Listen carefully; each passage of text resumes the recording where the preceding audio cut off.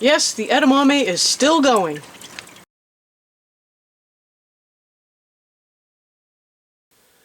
Welcome back. Thank you so much for joining me today. If you're new here, I'm Kathryn, the Aerogarden Homesteader, and I am taking a look at the indoor garden. So this is how the cilantro is going. I have a little bit of red going on some of the leaves. Don't know if it's a nutrient deficiency because if I feed them too much, then I get crunchy leaves. So I'm not quite sure what to do. I did feed them today. I gave this one, instead of doing 5 ml, which is a half dose, I gave 7, so I increased it a little bit. Hopefully I won't get too many more of this browning going on, but hopefully I can reduce some of this red pigmentation as well. But yeah, no, the cilantro looks great. The lettuce, I finally got it split up in its own little Aerogardens. They're small. I don't know why they're so small. It seems like they're just growing really slow. So I finally gave them some food today, so hopefully that will help them speed up a little bit. Maybe they got a little bit stunted from, I did separate them. Maybe I should have just pulled them and, been done with it, but I just hate pulling them. The perpetual spinach is looking awesome. I have obviously not been harvesting from it. This one's weird compared to that one. I don't know why they're so different. Anyways, I probably need to either harvest some of this or, I don't know, give it to the chickens. I should just find a recipe to use it. More lettuce. So yes, I separated all of the lettuce. I've got 4 Aerogardens of lettuce, and they are just growing really slow. Now, in case you didn't notice, the cotton balls, they will get a little bit of algae growth on them if you don't have something to cover it, but it's the same as the peat sponges. They will get some algae growing on them as well. So some of them, I don't know why this one has some, but most of the other ones don't. So I don't know what the difference was with that one. I think I've only got like 2 out of all of them that kind of picked up a little bit of algae growth right now.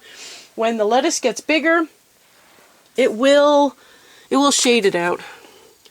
These are the celery. They are looking pretty good. I've got 1 in each one. So I did plant some extra seeds and, oh no, I got 2 in that one. I did plant some extra seeds and I separated 1 out. But I don't want more than 3. So if that other one comes up and start looking a little bit bigger, I will just have to sacrifice one of them. So yeah, this is how it's going. This is the layout that I did for the 3 celery. I kind of was torn between putting it here versus here, but I'll give that one a try.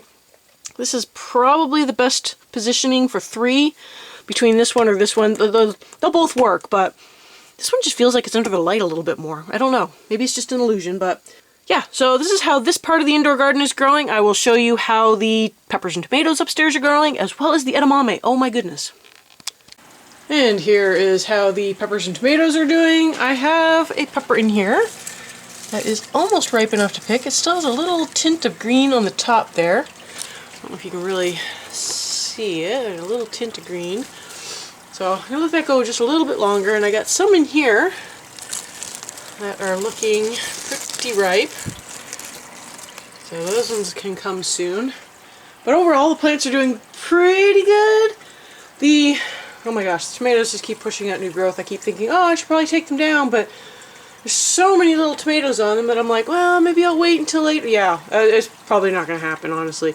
Now, I do find I have been losing a lot of flowers, so I think I only gave 40 ml of food last time, so I think what I'm going to do is I'm going to give 50 ml of food, and hopefully, yes, I just got a lot of dry ones too.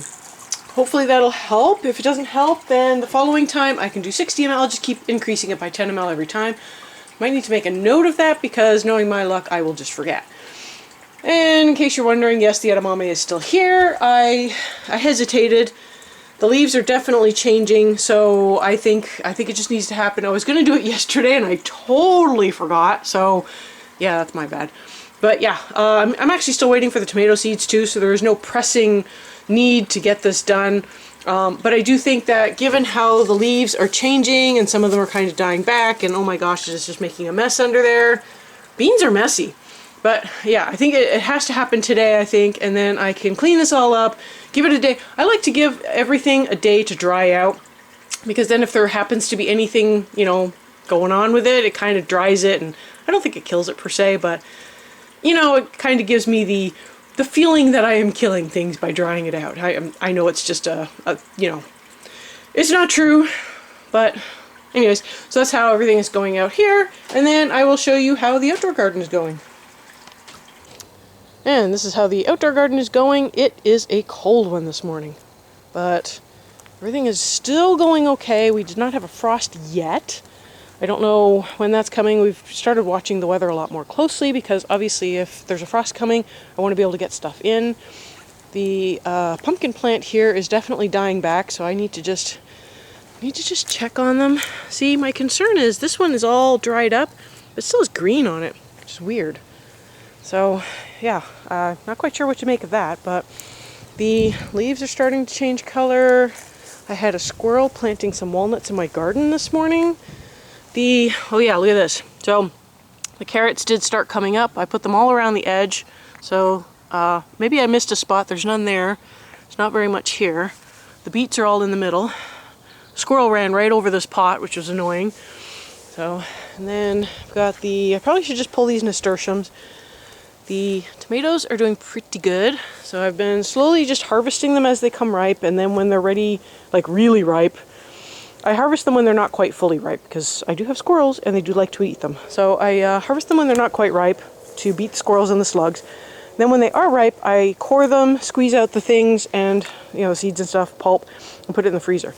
So this is what the squirrel's been doing. It peels off the outer husk of the walnut, and it leaves them in piles, and then it buries a walnut somewhere in my garden. So, yeah. We have implemented a squirrel relocation program. So far we only had one squirrel take us up on the offer, but we're hopeful that the other one will come by and join the program. Oh my gosh, the little bugger ate my strawberry. Oh. See, now we're battling slugs and squirrels for our strawberries, but oh, we finally harvested the last of the pears, so that was pretty cool. They are really good. They are like so good. My husband's like, I want more trees. I'm like, we don't have room. And then this thing, I don't think I am ever going to use a tomato cage for zucchini ever again.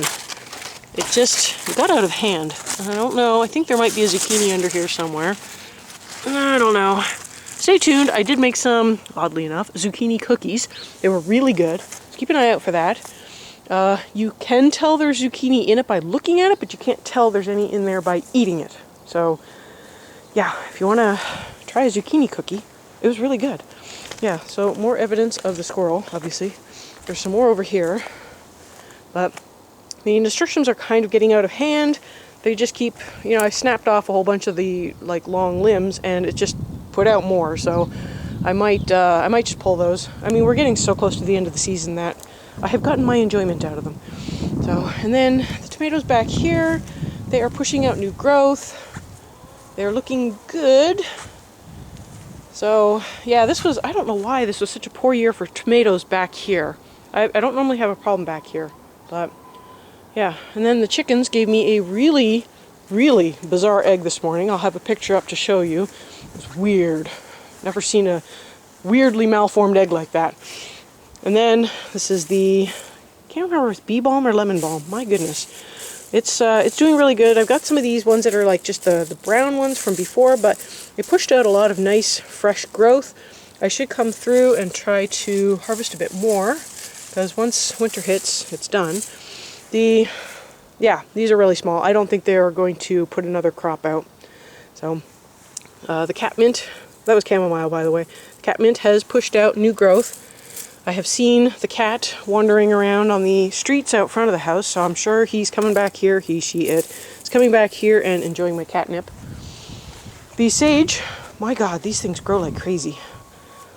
Yeah, this is just crazy. That's the sage. Then I've got this is just the regular mint. It's doing really good. I'm pleased with that. I hope it survives the winter. This one's doing really good. I should probably harvest some more. The calendula, I don't know if I can harvest that flower. I think this flower has gone past. And then it turns out this one down here was calendula, so I probably could have been harvesting some of the flowers from this one, but I didn't. So, yeah, I mean, it's fine, whatever. Yeah, parsley, the Thai basil, regular basil.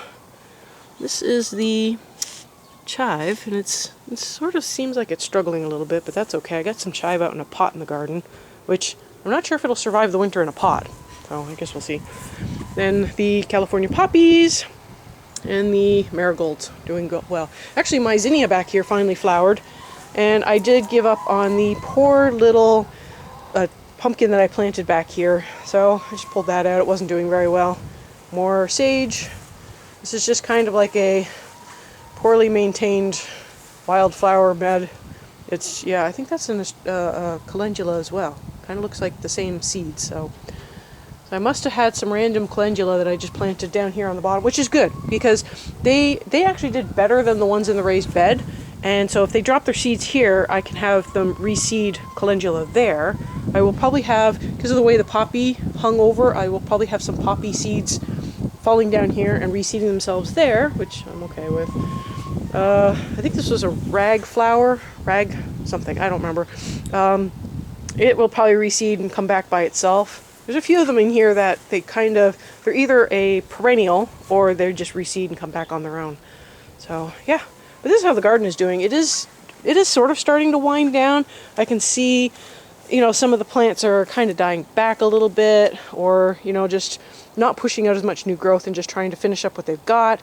So that's really good. And then I don't know how many more of these outdoor garden updates I'll get, honestly. I think once the frost comes, it just knocks everything back and we're done. I'll let you know how the hoop house thing goes. It probably won't go well because we just can't heat it. And I don't know if you can tell, it is like 8:30 in the morning and it is super shady back here. Like the sun is just barely hitting the corner of the house. So we've got like those large, we just don't get enough sun back here early in the morning to help warm something up to stave off the frost. So when it frosts, we just get a frost. I don't think the hoop house is going to do anything, unfortunately. So we'll give it a try though. I mean, I'm game. We've got it. We might as well throw it up and just see, hey, does it give us a couple more days or whatever? Mostly it's just going to be tomatoes that are affected by it, but I will probably pull in the pot with the beets and carrots and put that in the hoop house as well. I'm not bringing anything inside this year. If it didn't start inside and stay inside, it's not coming back inside. I have had too many problems with bugs. So yeah, the peppers, oh my gosh. Look, there's like so many flowers on here. I mean, I would love to be able to take it in, but yeah, it's just so frustrating. My pepper plants just don't do very well. Okay, well anyways, that is how the garden is doing. Some of it's good, some of it's not so good, and that's just how a garden does, really, honestly. So I hope you found this video useful. Thank you so much for joining me today. I'll have some more videos up at the end that you might enjoy, and I will see you next time on the Aerogarden Homestead.